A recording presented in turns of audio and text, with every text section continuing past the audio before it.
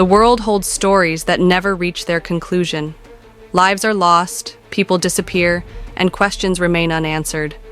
These are not merely sorrows, but puzzles that resist explanation, leaving families and communities searching for clarity that never comes.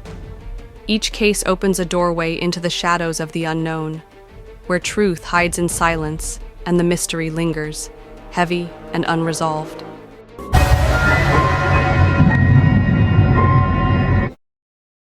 In the spring of 2018, the city of Bakersfield, California, was shaken by a sequence of events that no one could fully explain. Within a span of weeks, 3 young friends, Bailey Despot, Micah Holsenbake, and James Kolstad, either went missing or met violent ends. At first, their cases seemed separate, but soon their names would be spoken together, tied forever as the Bakersfield 3.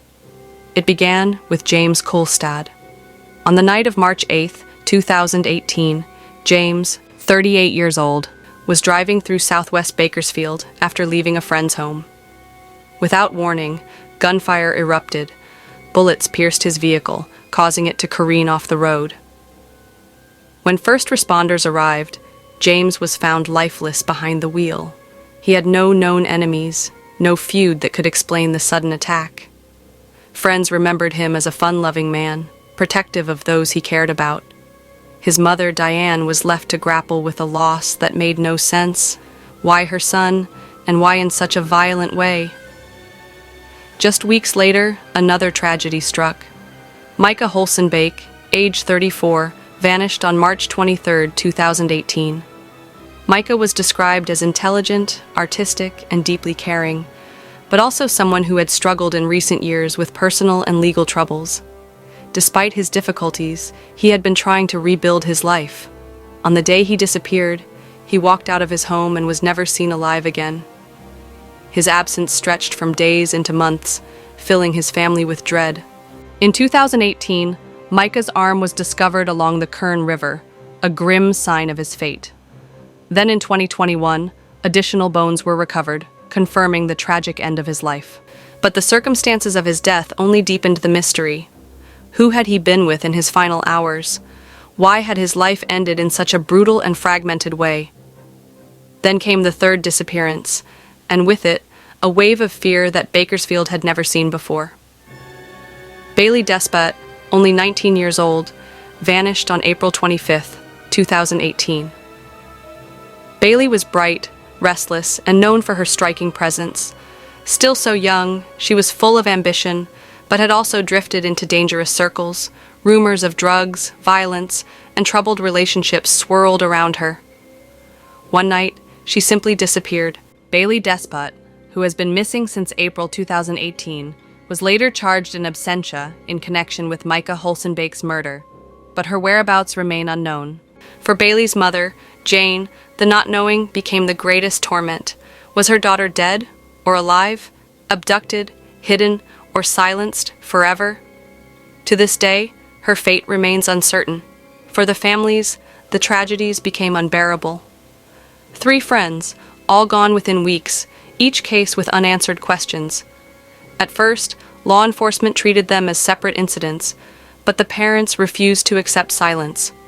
Diane, Jane, and Cheryl, the mothers of James, Bailey, and Micah, joined together. They called themselves the Bakersfield 3. United by grief but fueled by determination, they held vigils, spoke to the media, and demanded answers from investigators. Their voices transformed what could have been forgotten tragedies into one of California's most talked-about mysteries. Rumors circulated about jealousy, betrayal, and criminal ties within Bakersfield's underground networks. People whispered about gangs, drug deals gone wrong, and hidden rivalries. Arrests eventually came, but with them, more questions. In 2019, Matthew Queen, a man linked to Bailey, was arrested on weapons and kidnapping charges.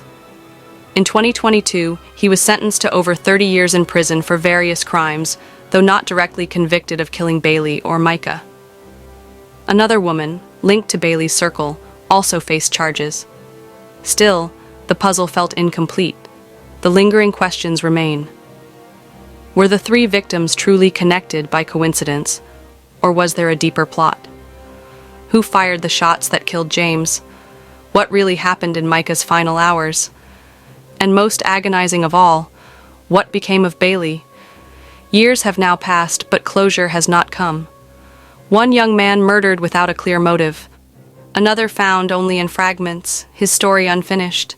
A teenage girl still missing, her absence like a shadow that stretches endlessly. Their mothers, though weathered by grief, continue their fight. The silence in Bakersfield still lingers, filled with questions that never found their answers. But mysteries are not limited to one city or one nation. Far away, another place was shaken by a loss just as heartbreaking. This time, it was not 3 friends, but 4 young boys whose fate unsettled an entire community. Their story begins in Janikhel, Pakistan.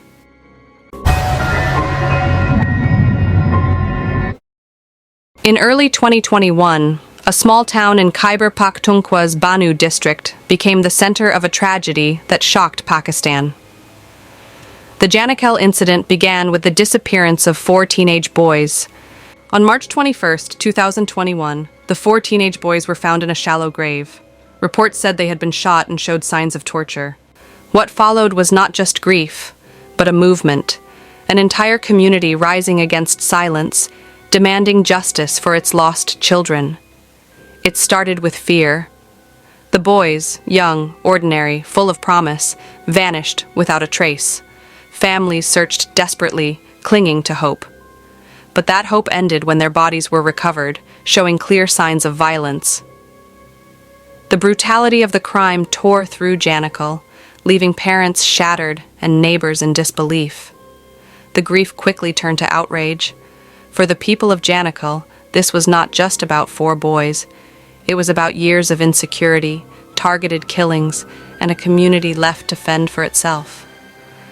Their discovery sparked mass protests and a funeral march from Janikhel through Banu toward Islamabad, with coffins carried on the roads, refusing to bury the dead until their voices were heard. For weeks, Janikhel became a place of sit-ins, rallies, and heartbreaking slogans.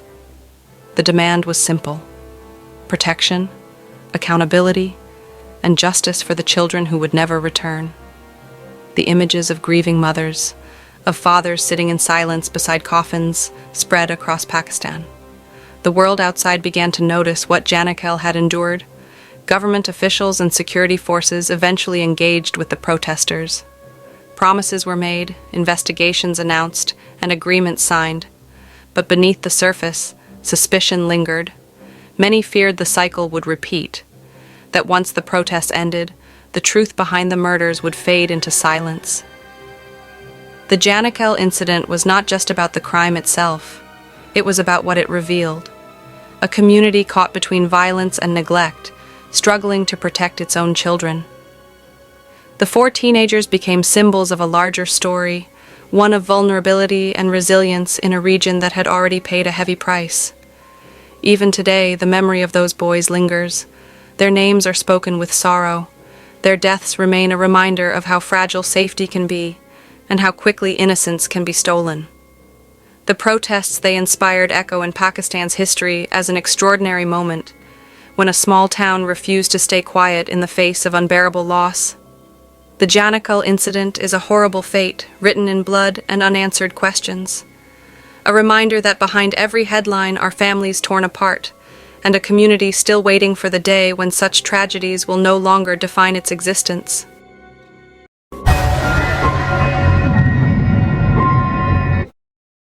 In 2023, Venezuela was shaken by the mysterious and deeply unsettling death of a young army lieutenant named Elinés Olivero Turmero. Her story spread quickly, whispered first among soldiers, then amplified across social media, and finally carried into the public consciousness as one of the most disturbing cases of the year.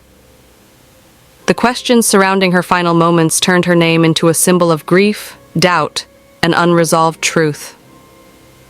Elinés was just 22 years old. Born in Anaco, she had chosen a demanding path, one of discipline and service.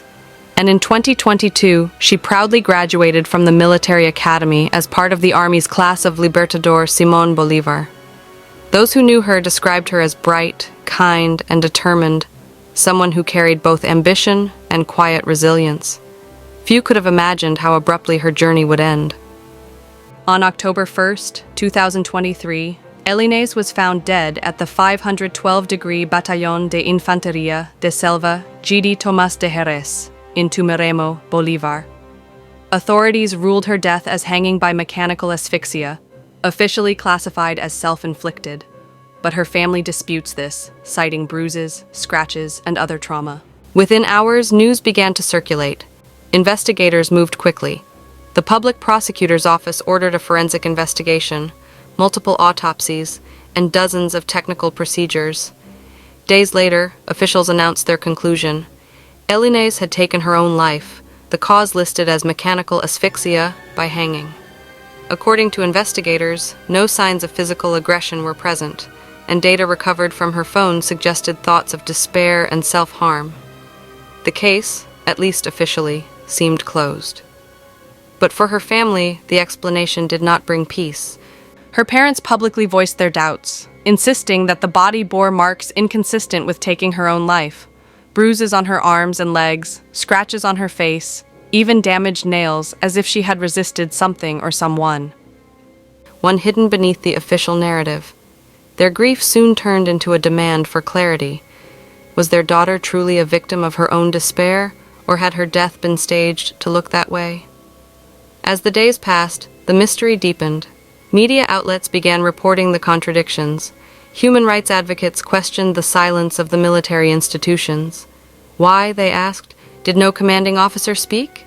Why were there no public condolences, no acknowledgement of the loss of a young woman who had served her country? The absence of such gestures only fueled suspicion and amplified the voices calling for justice. For Venezuelans, the tragedy resonated far beyond a single life lost. Elinés became a mirror of broader fears, that in a climate of secrecy and distrust, even the truth about death can be clouded, and families may be left with more questions than answers. Her story stirred a collective unease. If this could happen to a lieutenant inside her own barracks, what did it mean for ordinary citizens? Today, Elinés Olivero's memory lives in uncertainty. Yet for her family and many who followed her story, the doubts remain as strong as ever. Between the lines of official statements and the cries of grieving parents lies a silence too heavy to ignore. Her name now carries more than the weight of her lost future.